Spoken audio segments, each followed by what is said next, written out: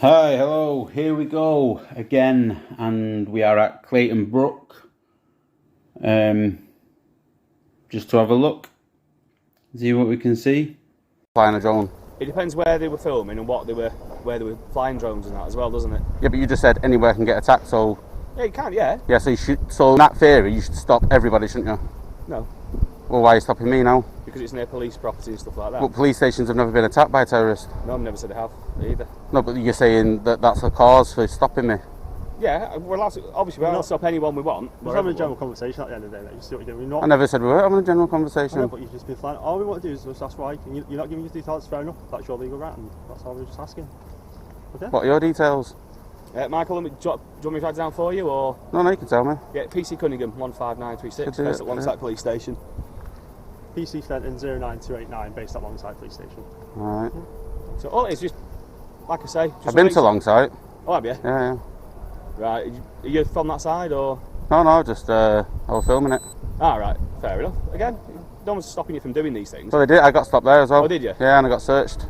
All right. Okay. Under the Terrorism Act. Right. Do you know who by, officer-wise? Do you remember? How long ago was it? Was it recently, or was it a while back? It was a while back, I don't remember. It was a while back, I can't remember. All right, fair enough then. I'm sure he had 666 in his number though, as well.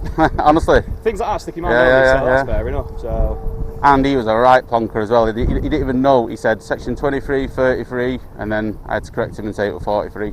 43 Terrorism Act, yeah. I love that sort of thing, but yeah, there's a few. And he didn't know. He had to radio. He had to radio in to find out. Yeah.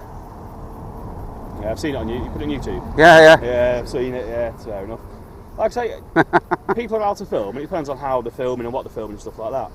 All we're doing is, because it's nearby, I thought, let's have a chat with him, see what's going on. Yeah. You're not, like I said, I've not seen nothing to do it. Are you filming, by the way?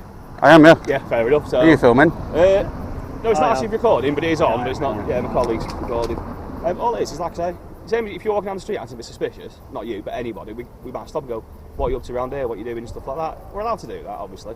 You're not obligated to give us your details. Obviously I can ask. Yeah, is it driving school here? Yeah. Do you actually do any driving here, or is it all classroom? No, do drive as well, a bit of classroom based and a bit I of, see you've only got that little roundabout. Where's they go out in the cars and stuff Oh, like right. that, yeah, so they're all licensed and stuff like that, obviously. No, I thought you might just do a bit of... No, they do bits and bobs here, so like I say, all we do is stop,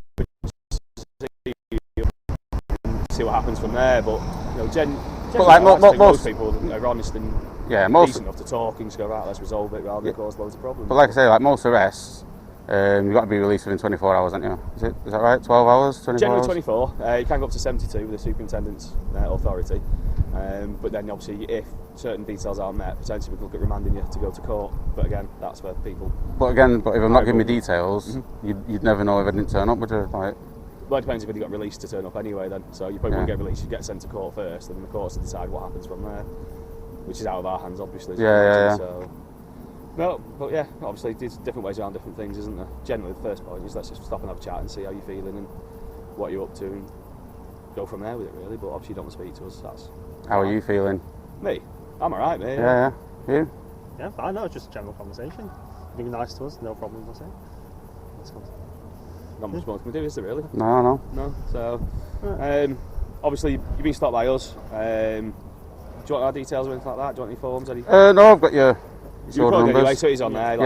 Yeah, we've got that. And then, obviously, bear in mind that if you are outside police stations or anything like that, you may get stopped again.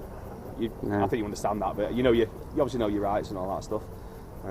That's fair enough, mate. Like I say, it's not a problem, nothing personal. Just if we drove by and something did happen, then people would wonder why we didn't just stop and speak to you. What about the thin blue line badge? How do you mean? So what about it? Do you see it as a gang badge? Depends on your spin. Some people will. Some will say that's a gang badge. You're part of it. Is that Poppy embroidered on it? Yes, it is. Yeah. So I have no personal reasons for wearing different things. It depends on your spin. If you want to put a spin in as a gang badge, then depending on who you speak to, they will say it's part of a gang because we are part of a group of people that work together. Yeah. And stuff like that. It depends on your terminology, doesn't it? Yeah. Are we part of a gang? It's not part of the uniform, though, is it? No. If my supervision time to take it off, I'll take it off. I've got no problem with that. It's we're allowed to wear it at the moment, so I'll wear it. For me, it's showing sort of solidarity, for colleagues that lost their lives in traumatic circumstances, and offering support to people. What about? Same as, obviously, I've got another one here somewhere. What's it called? poppy for obviously other people, and I run up the old house for families that have lost children or have children that have gone through traumatic or life-changing illnesses and injuries. I support different people for different reasons because I'm not involved in it, but I would do sympathise with families that are involved in that as well. I can't comment on any because I'm not been involved in any. But do you know there's more people died in police custody in the last 20 years than police officers died on active duty in the last 80 years? I can well imagine. I can understand that for different reasons. I'd like to think that if it is a police problem, then that's been addressed and resolved. Again, I can't go into detail because I don't know anything about it. It depends which one you'll talk about. And obviously every case is different, isn't it? Yeah. If it's a police officer's fault or someone who works for the police, obviously we have civilian support staff. If they've done something wrong, then they should be brought to account for their actions. Same as a member of the public should be brought to account for their actions out on the streets. Same for us. We should all be held to the same, at the very least the same level. Obviously police officers are held to a higher level in certain circumstances, and the relevant agencies should make sure that that's done and they're accountable for their actions. That's my personal opinion. But that's it really, yeah. I do feel empathy and sympathies for any families or people that have been mistreated or have lost lives in police custody, and they rightly should be investigated properly, and the right agencies should be dealing with it. And so it's shouting. Yeah, they get a bit argumentative in there. I think someone might spill a brew, you never know. So, anyway, do you want anything else from us? No, I didn't want anything in the first place. Fair point. Yeah, we stopped to speak to Yeah. Like I said, obviously you understand the reason we've stopped, just to have a chat with you, see you well, make sure there's nothing untoward. Yeah, but again, it goes. You wouldn't stop everybody doing illegal activity, would you? No, but it depends on the scenario. Again, each incident's got to be taken on its own merit. You stood near a police station, you've got a drone flying. Let's just have a chat with him. But I could be stood near anywhere and have a drone flying and still be a terrorist. Potentially, we might go, hang on, why just stood near like a religious place? So let's have a chat with him. Not just because it's a police station. We just happen. No, it's not a police station. Sorry, it's a police training area.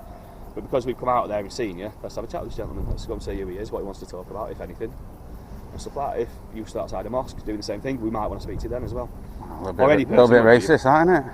No, any place of religion. Any place of religion is what I mean. Obviously, I'm saying the incident itself, the circumstances, each one, merits their own sort of reactions, if you like, responses. So have a chat with yourself.